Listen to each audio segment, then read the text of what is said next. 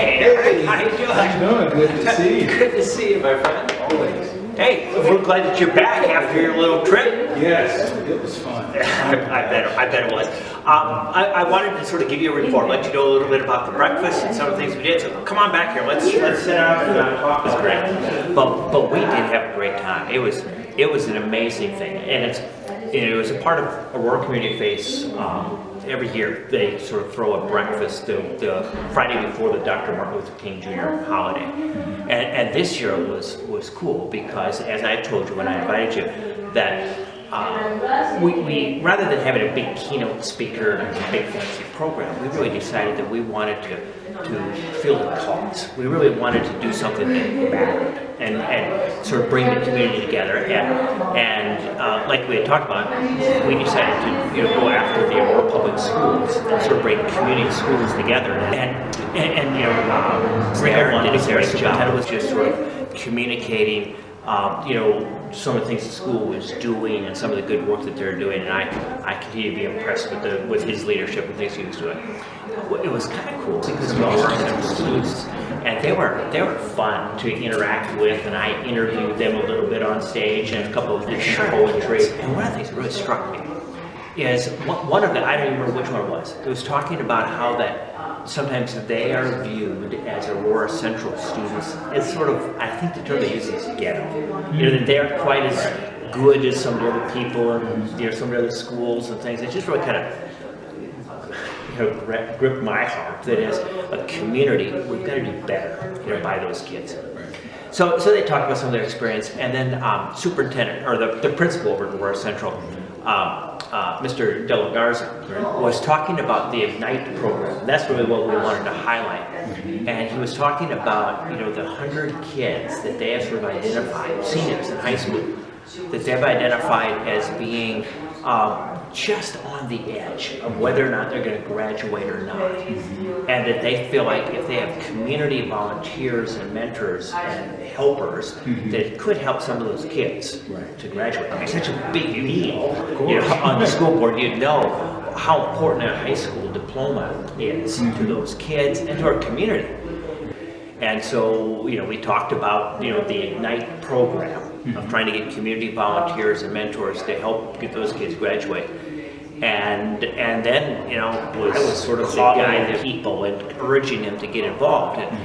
And I felt confident in doing that, sort of almost in the name of, because the importance he attached to education and to our young people in the future. And so we really, I kind of put on the high pressure, put on my pastor hat there a little bit and went after it and tried to, really encourage people not just to sit through another program and kind of see the kids and sort of be amused by some of the little jokes we were telling and things, but it was time to step up. I mean, if we're serious about this community, we're serious about education, here's a chance for us to make an investment in some kids' future. And so it was a great time, and our goal still is to get 100 volunteers, and we're not quite there yet. But I was so pleased that we did have some council people that volunteers. We have some Conways, and we have cops, we have firefighters, and we have just sort of regular citizens that are eager to help out and be engaged. And so it was kind of fun to be able to take that effort and take that program, to the community in that kind of way. Right. That's something that's near and dear to my heart when it comes to educating our kids. Right now, given the experience of being on the board, since I've been elected for the last few years, what I would particularly do is harness my network, reach out to all of the constituents, that I give presentations to and inform about what we're doing, our kids in the district, and to get that feedback from them, get that support back from them, and to say, hey, we have mentors, we have volunteers that are being willing to come to this program. Now, who's sponsoring it? It's sort of a joint thing. So, Aurora Community Faith is sort of committed to help get those volunteers that they need. The school district actually put together the program, They're designing exactly, the kids that need the help and the kind of help they need, so they're doing all that. And then Goodwill is actually on board to do the training and some of the supervision and case management type things. So again, it's a true community effort where it's community people coming together, doing their parts and their roles, to make a difference in our lives. And what you're offering is exactly what we need at this point.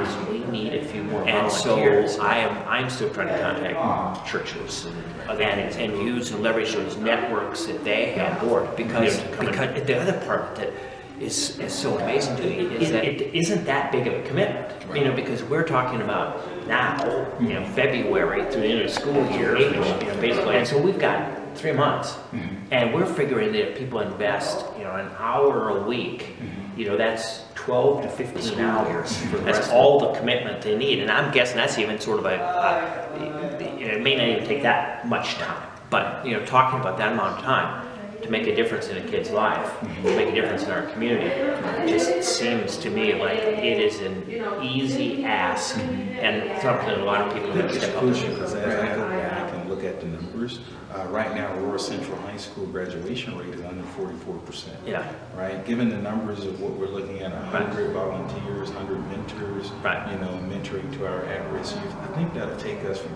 44% to over 78% in graduation. Right.